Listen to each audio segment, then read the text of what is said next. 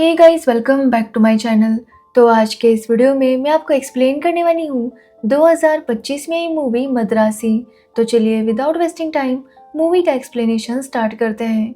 Movie start होती है NIA से, यानी कि नेशनल इंटेलिजेंस एजेंसी से, जिसे प्रेम और उनका बेटा संदीप ऑपरेट किया करते थे।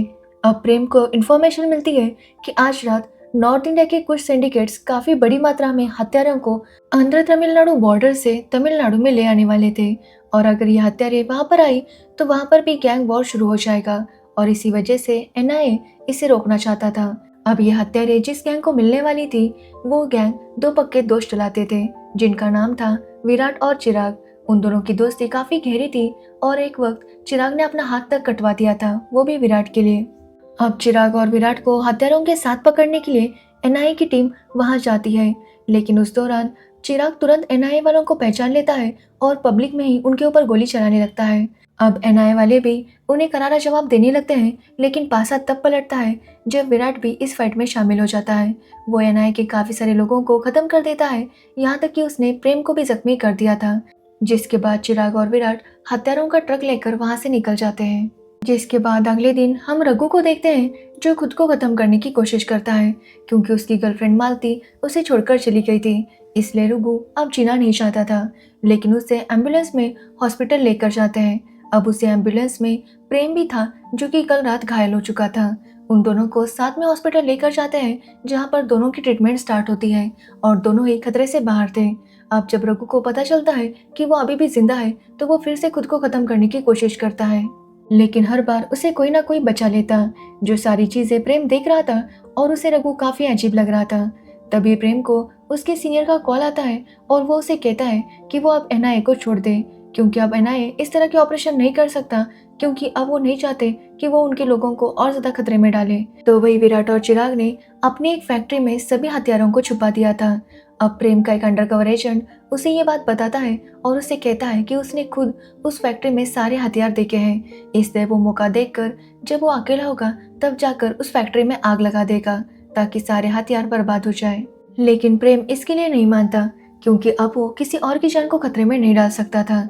इसलिए उसके मन में एक आइडिया आता है कि क्यों ना वो ये काम रघु से करवाए, क्योंकि रघु वैसे भी खुद को खत्म करना चाहता है, और जो भी इंसान फैक्ट्री में आग लगाएगा वो भी वहां पर मर जाएगा। इसलिए वो रघु को इस प्लान के बारे में बताता है, और रघु इसके लिए तुरंत मान जाता है।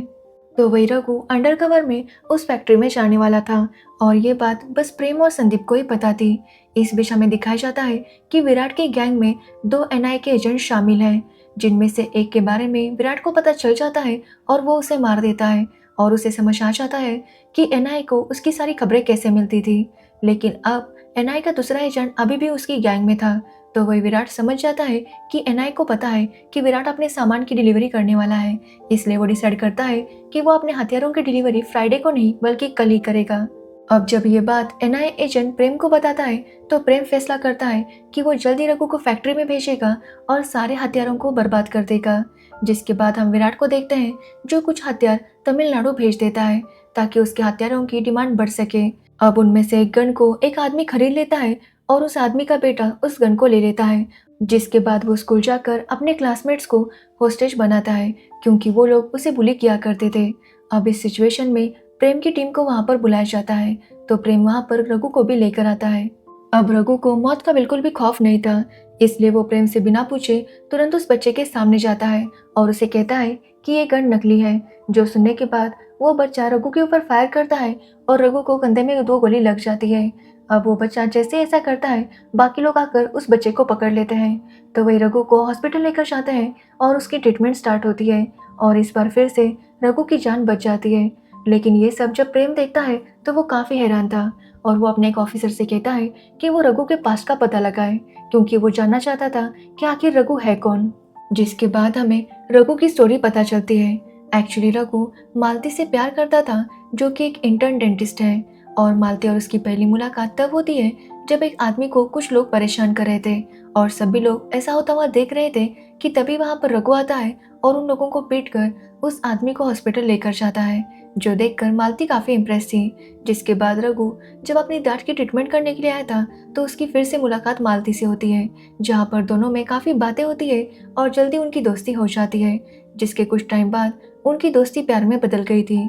अब एक दिन रघु मालती से मिलने के लिए हॉस्पिटल आता है तो देखता है कि वहां पर काफी सारे घायल पेशेंट थे, जिन्हें देखकर रघु काफी अजीब सा बिहेव करने लगता है।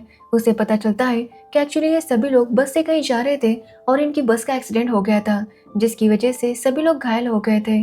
अब रघु उनमें से किसी को माँ कह के बुलाता, तो किसी को पापा, किसी को अंकल, तो किसी को मामा, और इस तरह से रघु पूरा दिन उन लोगों का देखभाल करने में निकाल देता है, जो देखकर मालती काफी हैरान थी। जिसके बाद वो रघु के बारे में और जानकारी पता करती है, तो उसे पता चलता है कि रघु जब छोटा था तो वो लोग कहीं जा रहे थे और रघु को वॉशरूम जाना था, इसलिए वो बस से उतर गया कि तभी उसके बस के ऊपर बिजली का खंभा गिरा और रघु के सामने उसका पूरा परिवार मर गया।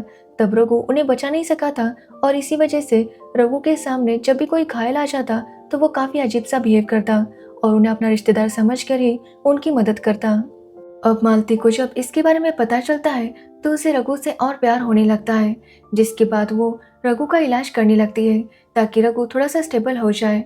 जिसके बाद ऐसे ही कुछ दिन बीत जाते हैं और एक दिन मालती देखती है कि एक लड़का एक लड़की के ऊपर एसिड डाल रहा था और सब लोग वहां पर खड़े हुए देख रहे थे और रघु भी ऐसा करते हुए उसे देख रहा था और वो कुछ भी नहीं करता, जो देखकर मालती काफी हैरान थी। वो रघु के डॉक्टर से इस बारे में बात करती है तो रघु के डॉक्टर का कहना था कि पहले रघु अकेला था, लेकिन अब उसकी लाइफ में मालती आ चुकी है तो वो नॉर्मल बन रहा है और नॉर्मल लोग कभी भी किसी की हेल्प नहीं करते, वो बस खड़े रहकर तमाशा देखते हैं। अब ये बात पता चलने पर मालती बिना रघु को बताए उसे छोड़कर चली जाती है, क्योंकि वो नहीं चाहती थी कि रघु की लाइफ में उसके आने से रघु लोगों की मदद करना बंद कर दे, क्योंकि रघु जैसे लोग काफी कम थे और इसी वजह से मालती उसे छोड़कर चली गई थी। अब मालती के बाद रघु का जीने का बिल्कुल भी मन नहीं था, इसलिए वो खुद को खत्म करना चाहता था। इसलिए वो प्रेम के मिशन पर काम करने के लिए भी खुशी खुशी मान जाता है, क्योंकि इससे काफी सारे लोगों की जान भी बच जाएगी और रघु की भी जान चली जाएगी। इसलिए रघु को फैक्ट्री में भेज दिया जाता है।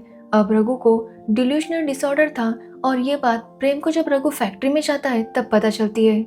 जिसके बाद हम फैक्ट्री के सभी वर्कर्स को देखते हैं जो अपना काम खत्म करके फैक्ट्री से निकल जाते हैं, लेकिन वहां पर गार्ड देखता है कि फैक्ट्री में कोई है और ये बात वो विराट को बता देता है। अब विराट जब ये सुनता है तो उसे लगता है कि एनआई का कोई आदमी फैक्ट्री में होगा जो हत्यारों के साथ साथ फैक्ट्री को भी खत्म कर देगा, और इसलिए वो अपने लोगों को वहां पर भेजता है। और इससे पहले कि रघु कुछ वहां पर करता, विराट के लोग रघु को पकड़ लेते हैं और रघु उनके साथ फाइट करने लगता है। वो विराट के सभी लोगों को मार देता है कि तब तक विराट अपने फैक्ट्री में से सारे हथियारों को निकालकर एक दूसरी जगह पर भेज देता है, जिसके बारे में उसने चिराग को भी नहीं बताया था। तो वही हम मालती को देखते हैं जो प्रेम के पास आती है, क्योंकि मालती को पता चला था कि रघु ने एक बच्चे की जान बचाई है, साथ ही उसने खुद को खत्म करने की काफी बार कोशिश की है, इसलिए मालती अब रघु को मिलना चाहती थी। अब ये सब सुनकर प्रेम को लगता है कि शायद उसने रघु को फैक्ट्री में भेजकर गलती की, क्योंकि वहां पर रघु के साथ कुछ भी हो सकता था।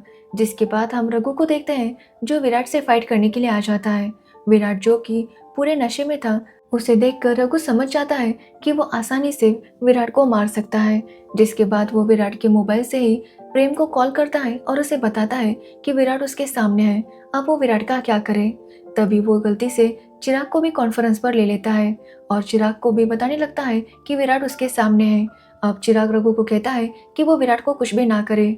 तो वही प्रेम रघु से कह रहा था कि विराट ने अब तक काफी सारे लोगों को मारा है और 2 स्टेट की पुलिस उसे ढूंढ रही है, इसलिए रघु को विराट को मार देना चाहिए। अब उन दोनों की बातें रघु को काफी कंफ्यूज कर रही थी, जिसकी वजह से वो समझ नहीं पा रहा था कि आखिर वो क्या करे। तो प्रेम उसकी बात मालती से करवाता है, जो रघु से कहती है कि वो जो भी काम कर रहा है उसे जल्दी से खत्म करे और उससे आकर मिले। अब ये सुनने के बाद रघु काफी खुश होता है कि तभी उसे चिराग कहता है कि अगर रघु ने विराट के साथ कुछ भी किया तो वो मालती को मार देगा। जो सुनकर रघु काफी गुस्सा होता है और वो विराट को मार देता है। जिसके बाद उसे चिराग की वही बातें याद आने लगती है कि कैसे उसने कहा था कि वो मालती को मार देगा, इसलिए वो विराट को तड़पाते हुए फैक्ट्री के बाहर आता है।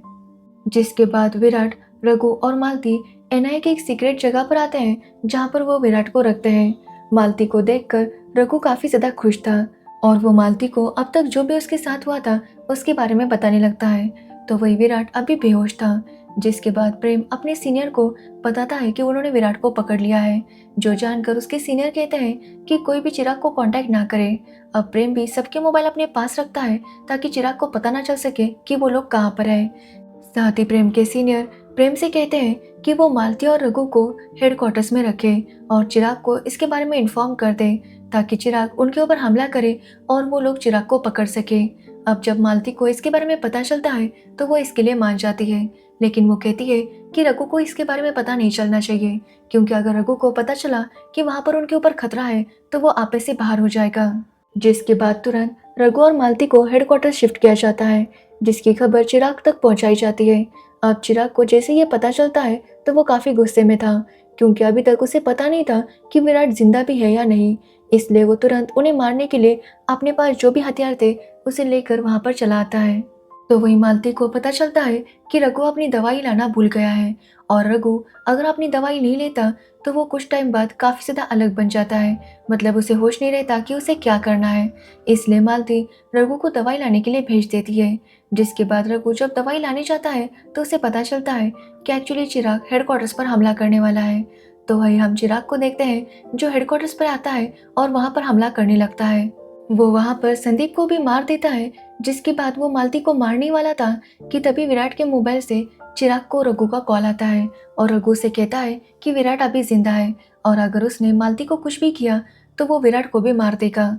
जो सुनकर चिराग रुक जाता है, लेकिन वो मालती को किडनैप कर लेता है।